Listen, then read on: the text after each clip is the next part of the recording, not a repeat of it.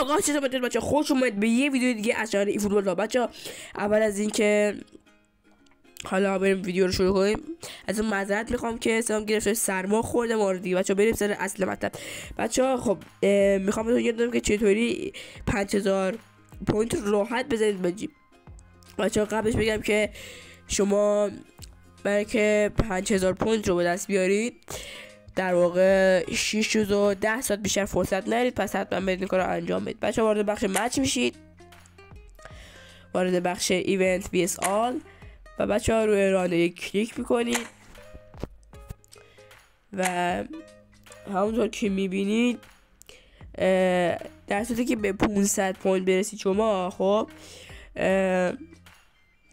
5 تا شانس رایگان برای گرفتن بازیکن بایر مونیخ براتون قرار میده که میتونید به بازیکن بایر رو بگیرید و بچه ها در صورتی که به 1000 پوینت برسید میتونید 5000 پوینت رو به دست بیارید. بچه ها امیدوارم ویدیو لذت برده باشه. اگه لذت بردید حتما لایک کنید، کامنت بذارید و ساب کنید و بچه ها ویدیو قبلی هم که گذاشتم حتما برید ببینید. گود بای.